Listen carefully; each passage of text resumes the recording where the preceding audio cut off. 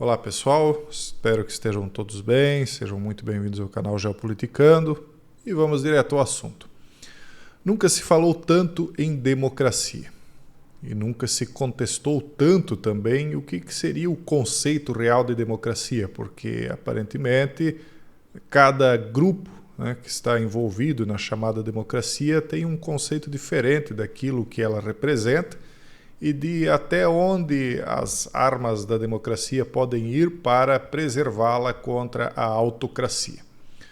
Bom, cada vez mais a gente tem visto aqui algumas reflexões no meio liberal e globalista a respeito de se essa luta global pela democracia já não está indo longe demais. E esse artigo fala um pouco a respeito disso, de que a luta pela democracia não é nada disso que está se fazendo atualmente.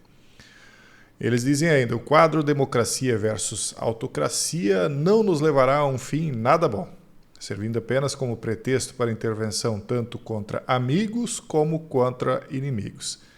É o caso, penso eu, de muitas coisas aí que os Estados Unidos andou fazendo contra pessoas que eram aliadas dos Estados Unidos, embora não enquadrados dentro do espectro liberal, esquerdista, mas ainda assim amigos ou simpatizantes dos Estados Unidos e que acabaram, de uma certa maneira, perseguidos em sua liberdade de expressão, etc.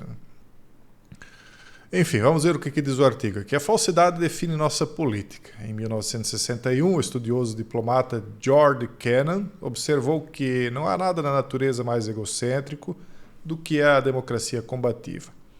Rapidamente se torna vítima da sua própria propaganda de guerra, tende então a atribuir à sua própria causa um valor absoluto que distorce a sua própria visão de todo o resto. Seu inimigo se torna a personificação de todo o mal e seu próprio lado é o centro de todo o valor. No domínio da política interna, dizem-nos que a nossa democracia está em jogo. Na verdade, nos Estados Unidos, eles estão falando do país deles, óbvio. Tanto Trump quanto Biden dizem defender a democracia, só que cada um tem uma atitude diametralmente oposta do outro a respeito do que considera de fato essa tal democracia. Então, políticos, procuradores, enfim, o pessoal das instituições tem dito que a democracia está em jogo. A maneira dos potentados do Oriente Médio ou da África, que estão prendendo líderes da oposição política. Como tal, a inverdade daquilo que os nossos atuais senhores afirmam sobre o estado alegadamente perigoso da nossa democracia é suficientemente claro. Trump também já tentaram prender ele várias vezes. Uma falsidade semelhante caracteriza a América e suas relações com o mundo. No discurso em 2022, em Varsóvia, Biden declarou: estamos novamente empenhados em uma grande batalha pela liberdade, uma batalha entre democracia e autocracia, liberdade e a repressão. Enquanto que ele próprio é um dos grandes defensores aí da restrição da liberdade plena nas redes. Esta batalha também não será vencida em dias ou meses, precisamos nos preparar para a longa luta que temos pela frente. E aí eles falam sobre como, por exemplo, Zelensky da Ucrânia proibiu 11 partidos da oposição, se dizendo defensor da democracia, cancelou a eleição presidencial no seu país, se dizendo defensor da democracia. Falaram sobre o Mohammed bin Salman Al Saud, que então teria aquele problema com o jornalista, se eu não me engano era o Khashoggi lá, que teria sumido dentro de uma embaixada saudita. Aí eles criticam aqui Netanyahu sem entrar em detalhes e dizem que a ideia de que o mundo está agora dividido entre dois campos é um projeto puramente da classe dominante, eles chamam aqui de elite. Um projeto que, como indicam os dados das sondagens, o povo americano não está aceitando. E aí aqui nós chegamos num ponto de virada aqui. Esse é o grande X da questão. O povo americano, o povo brasileiro, o povo europeu não está aceitando esse novo modelo de democracia ou essa maneira de as instituições da democracia lutarem contra eventuais tiranias, porque isso está soando mais um cerceamento de liberdades do que uma luta pela democracia. E por isso, que nós vemos acontecer esse tipo de coisa. A direita em rápida ascensão na Europa, porque quanto mais as pessoas estão sendo reprimidas, pessoas comuns que abrem aí canais lá na Europa, nos Estados Unidos, seja onde for, enfim, que começam a se comunicar nas redes e começam a ser reprimidas, quanto mais eles se sentem reprimidos, mais eles vão se jogar no lado oposto daquele em que estão aqueles que têm o poder na mão, que é basicamente a esquerda, centro-esquerda, a esquerda um pouco mais à esquerda e os liberais, né? Então, eles é que têm o poder hoje no Ocidente como um todo, em outros países também aliados do Ocidente. E aí o povo descontente com a maneira como as coisas estão sendo conduzidas acaba indo para a direita. É a consequência lógica e natural que eu tenho mostrado para vocês há muito tempo que iria acontecer. Então aqui no site, que é um site também de viés liberal e globalista, eles chamam de extrema-direita, né? Dizem: as forças de extrema-direita estão ganhando terreno antes das eleições para o Parlamento Europeu no próximo mês.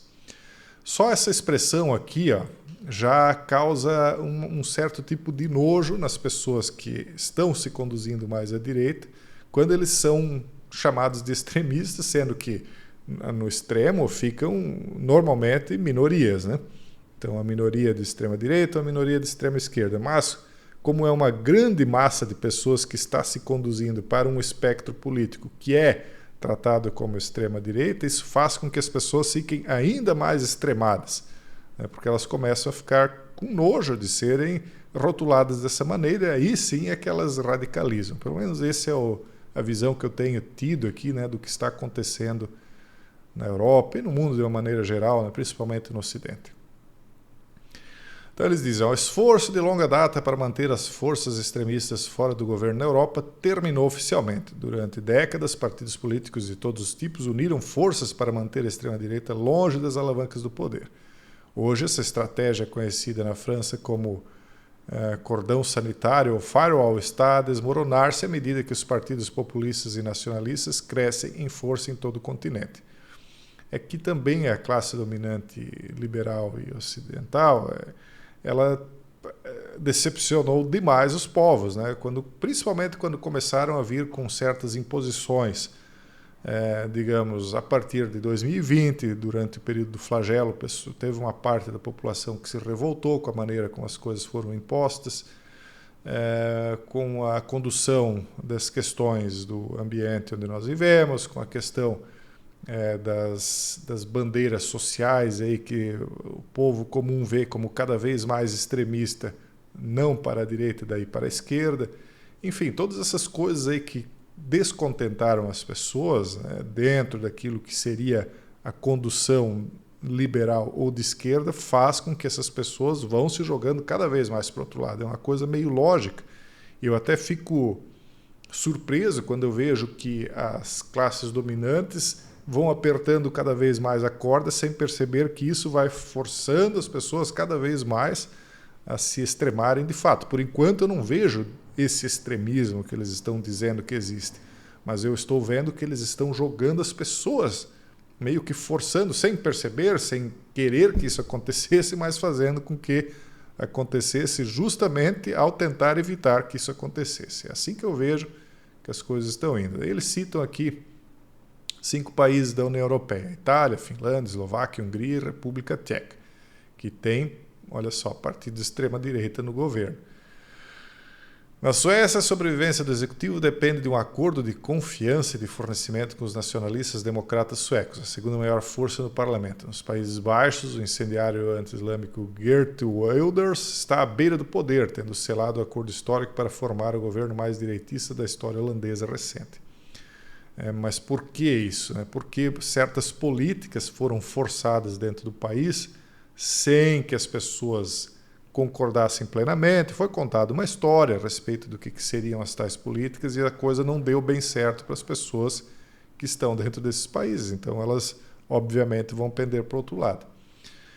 Enfim, nós podemos repetir a mesma coisa que eu estou dizendo aqui desde o começo, que eu tenho dito há um bom tempo, mas, resumidamente, é aquilo que a gente tem repetido desde o começo. O mundo está arrumando para a direita, justamente por conta de os liberais, principalmente, né, que são os que mais têm poder hoje no Ocidente, estarem tentando forçar demais a barra para impedir. Se eles soltassem um pouco a corda, eu acho que as coisas se acomodariam mais ou menos onde elas estão. Mas como eles vão forçando a mão, as pessoas vão cada vez mais indo contra o interesse deles, né? Isso é uma coisa meio que natural. E me falta uma maneira de interpretar como é que eles não têm percebido isso já há mais tempo. Enfim, né? Vamos continuar acompanhando e atualizando vocês. Esse é o vídeo de hoje. Um forte abraço a todos e até o próximo vídeo, se Deus quiser.